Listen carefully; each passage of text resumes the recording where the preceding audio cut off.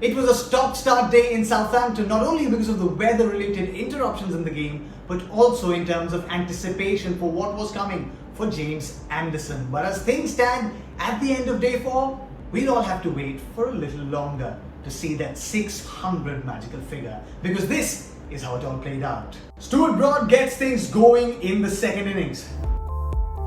Abid and Azhar Ali stand strong as Anderson's wait for 600 gets longer. A fresh morning, relatively fresher opposition bowlers. The batting side following on, trailing by over 300 runs. The picture was very murky when Pakistan's openers Shan Masood and Abid Ali strode out to bat on day 4. But they were resolute in their approach, facing James Anderson, Stuart Broad and Jofra Archer with immense grit. But they weren't blocking everything. They were very busy between the wickets, ensured that the scoreboard kept ticking and the entire atmosphere out there was positive.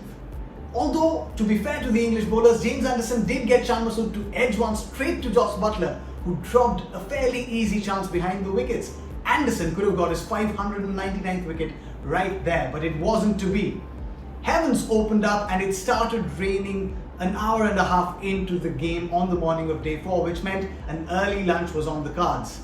More time was being taken away from the game. Even post-lunch, the game did not resume for a while. But when it did, the sun was shining and you could sense that England were out there with a purpose. But so were Shan Masood and Abid Ali, two of them gritting it out in the middle. And by the time Stuart Broad finally got Shan Masood out LBW, the two of them had batted together for over 23 overs, the longest an English opening pair has batted in tests in England ever.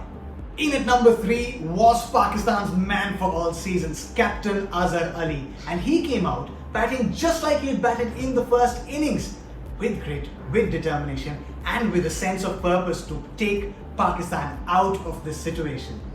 At the other end was Abid Ali, who was solid as ever. You could see the frustration in the English camp was growing, which is when Joe Root turned to the man who'd done it 598 times for them in Test cricket in the past.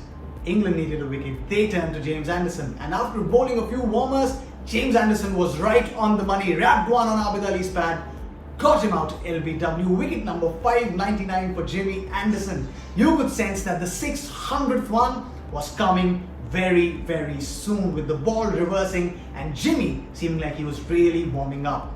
But just then the umpires got out the light meters. They said the light was not good enough for pace bowling, which is when England introduced the spinners. But then the light meter said that it wasn't good enough to play at all, which is when the players strode out and did not come back for day 4. That scorecard may peripherally make for a very boring read, but if you read it in the context of this game, it all boils down to a photo finish on day 5. With the forecast not good for the morning, Pakistan and Azhar Ali might just have to bat a fraction of the day out to ensure that they steal victory out of England's jaws and end this test in a draw.